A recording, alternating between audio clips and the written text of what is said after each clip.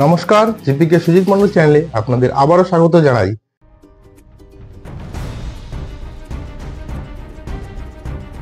দুই রাষ্ট্রপ্রধানের তুমুল তর্ক হোয়াইট হাউসে। This war would have been over in 2 weeks. In 3 days, I heard it from Putin. In 3 days.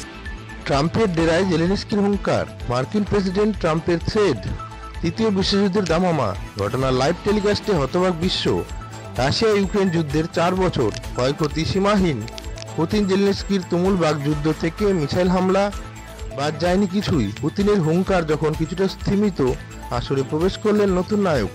দ্বিতীয়বার ক্ষমতায় এসেই মার্কিন প্রেসিডেন্ট ট্রাম্প ঘোষণা করলেন যুদ্ধবিরতিতে তিনি আগ্রহী।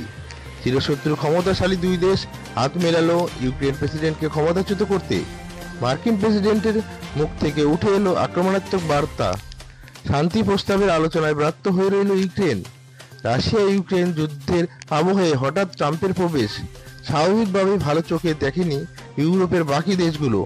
অযাচিত ট্রাম্পের ক্ষমতার আস্ফালনকে সমালোচনা করছে ফ্রান্স, জার্মানি থেকে বাকি দেশগুলো। রাশিয়া এবং আমেরিকা দুই ক্ষমতাশালী দেশ একসাথে হাত মেলালেও ইউরোপের বাকি দেশগুলো এই যুদ্ধের জন্য রাশিয়াকেই দায়ী করছে।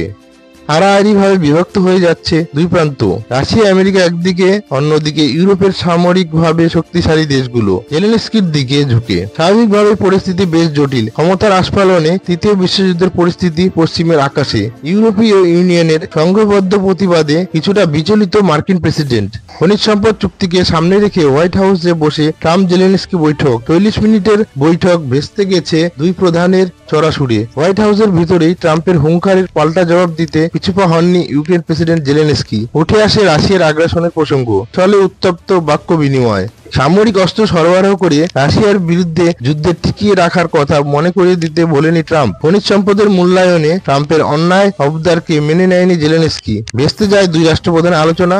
স্বাভাবিকভাবেই যুদ্ধের ক্ষয়ক্ষতির কথা মনে করিয়ে দেন ক্ষিপ্ত ট্রাম্প।